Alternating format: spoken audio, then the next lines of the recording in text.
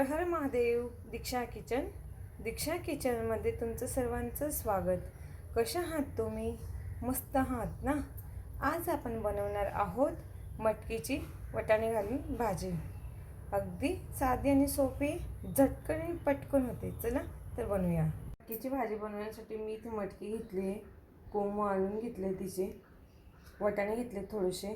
वाटण करण्यासाठी मी अद्रक, लसूण, खोबरं, टमॅटो, कांदा आणि कोथिंबीर हे घेतले. हे आपण मिक्सरमध्ये वाटण करून घेणार आहोत. इथे कढई ठेवली.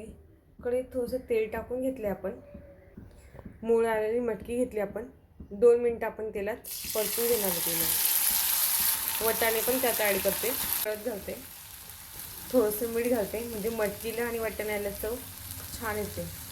आपण हे आता काढून घेऊया. होती ती आपण काढून घेतली. त्यातच मी तेल घातलं आहे.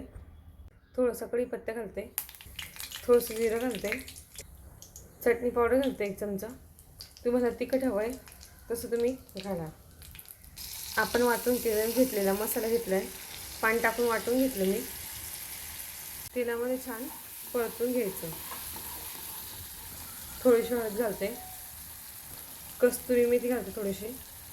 मसाला कच्चा असल्यामुळे मसाला हा तेलामध्ये छान फ्राय करून घ्यायचा, तेल सुटोस्तर. तर आपल्या भाजीला किती छान तेल सुटलं. आपण मसाला छान परतून घेतला आहे. आता फ्राय केलेली मटकी आणि वटाणा मी त्यात ॲड केलं आणि परतून घेऊ मसाल्यामध्ये. मी पाणी ॲड करते. रश्श्याची भाजी पाहिजे म्हणून पाणी ॲड केले मी.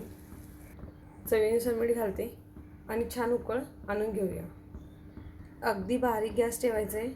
आपण छान असं उकळ आणून घेतला. आपण फ्राय केली होती मटकी आणि वटाणा, त्याच्यामुळे वेळ नाही लागला. वरतून थोडीशी कोथिंबीर ॲड करते आणि गॅस बंद करते. ही भाजी ही तयार झाली. तुम्ही अशी भाजी करून बघा, खाऊन बघा. आवडली असेल तर व्हिडिओला लाईक करा, चॅनलला सबस्क्राईब करा. थँक्यू.